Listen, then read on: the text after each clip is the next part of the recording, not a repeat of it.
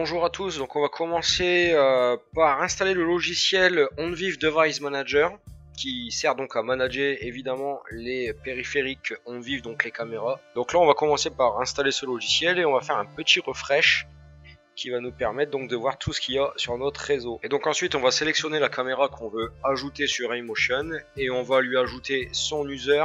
Dans 90% des cas, l'user c'est user ou admin ou admin, pas de mot de passe.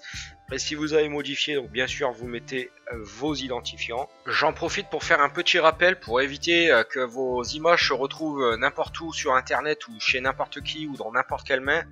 Profitez-en pour changer le mot de passe. C'est très important de mettre un mot de passe autre que le mot de passe par défaut. Et donc on va aller dans Profile pour voir un petit peu les profils qui existent sur cette caméra. Souvent les profiles ce sont deux résolutions différentes ou deux qualités de vidéo différentes. Ça permet des fois sur un réseau qui est pas très rapide ou en externe d'avoir un lien un peu plus fluide et un peu moins joli. En l'occurrence on est sur une BSDR Full HD, donc on a un premier profil avec la résolution Full HD et un deuxième profil en simple définition. Moi pour iMotion je conseille plutôt d'utiliser la meilleure définition possible pour pouvoir ensuite éventuellement si besoin le compresser sur iMotion.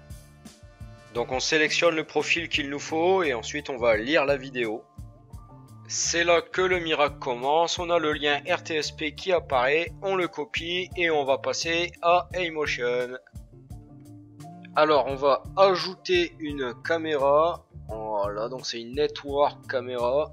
Tout à fait. On va donc rentrer l'URL qu'on vient de copier, l'utilisateur qu'on a mis sur le logiciel précédent, le mot de passe qui va avec, TCP ou UDP, on s'en fout. Et voilà, donc ça va charger un petit moment, le temps de charger le flux. On va maintenant régler la résolution et le framerate. Alors moi j'utilise le framerate à fond parce que j'ai une grosse config. C'est là où il faudra jongler en fonction de vos performances de machine. Hein, sans vouloir faire qui a la plus grosse, tout le monde sait que c'est moi, hein Anthony.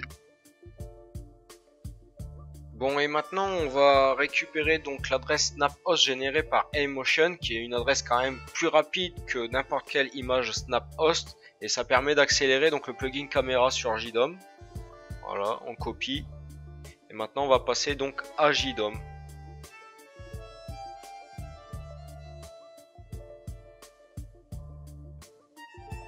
Allez, on va créer la caméra sur le plugin JDOM. On va rentrer l'adresse du flux SnapHost. On va mettre l'adresse IP de iMotion et on va rentrer le port qui correspond à Streaming Port. Et on va ajouter le nom d'utilisateur et le mot de passe qui correspond à iMotion. On va ranger ça dans la pièce qu'on veut, activer visible et c'est bon. La caméra est donc bien branchée à iMotion et iMotion est donc bien branché à JDOM et on verra que c'est beaucoup plus rapide qu'avant.